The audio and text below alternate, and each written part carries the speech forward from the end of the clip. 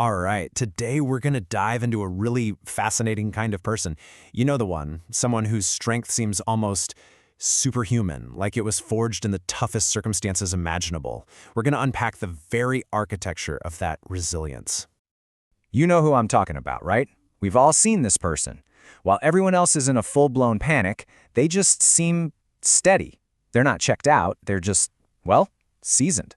They've walked through the fire, and you can tell it's left a permanent mark. But who is this person really? How did they get that way? You know, when there's a sudden loud noise, they might not even flinch.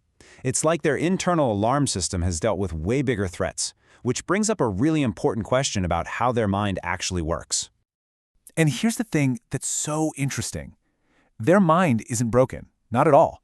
The thinking is that it's actually been meticulously and, often painfully re-engineered by whatever hardship they went through.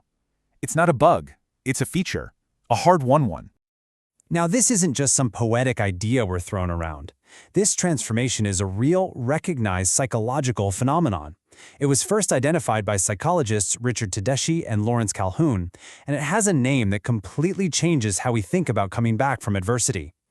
So it's called Posttraumatic Growth. And listen, this is not about bouncing back to the person you used to be. No, it's about evolving past that person. It's like the process installs a whole new operating system, and it comes with some pretty remarkable new abilities. So what are these so-called upgrades? Well, first, there's emotional foresight. This is the ability to walk into a room and instantly read the unspoken tension. It's a survival skill that's been sharpened into a kind of superpower. That often leads to this deep, relentless empathy, and maybe most powerfully, an intense gratitude for the smallest things, like just the warmth of the sun on your face. And this, right here, this just nails how their empathy works. They've been there. They've read the book on pain from cover to cover. So they don't just sympathize with you, they feel your struggle on an almost physical level. It's like they speak the language of hardship fluently, and they use it to connect in a way very few people can. But, and this is a big but, this incredible strength does not come for free. There's a shadow side to it, a hidden cost to being this resilient that we don't talk about nearly enough. This is why they're the person who always picks a seat with their back to the wall, with a clear view of the exit. It's why they have a backup plan for their backup plan. It's not just anxiety, it's a state of hypervigilance. Their body has learned, right down to the cellular level, that safety isn't a given. It's something you have to constantly build and maintain. And this leads to such a heartbreaking contradiction. They are the absolute first person you'd call in a crisis. They'll sit with you through anything. But when they're the one in crisis, poof, they often just disappear into this fortress of self-sufficiency, because in their experience, deep connection can be a prelude to deep loss. Relying only on themselves becomes the ultimate shield. This whole self-sufficiency thing, it's actually part of a much bigger pattern of these fascinating dualities. These are people who have learned to hold two completely opposite truths in their hands at the exact same time. So on one hand, they can face huge life uncertainties, a big career change, moving to a new city, with a calm that just seems unreal. They've seen more storms. This is nothing. But on the other hand, they might be incredibly particular about the tiniest details, like how their morning coffee is made. And you have to ask, why? Well, because the huge chaos they couldn't control taught them to master the small chaos they can. It's like a tiny, reliable anchor in a huge, unpredictable ocean. And then you have their sense of humor. It's often dark, right? It's sharp, it's surprising. But this isn't about being cruel. The idea here is that it's a form of alchemy. They're literally turning these leaden, heavy memories into something lighter. Every single laugh is a small victory, a defiant act against whatever tried to crush them. Do you know someone like that? Okay, so what happens when you put all these pieces together? The strength, the pain, the paradoxes, what does that look like in the end?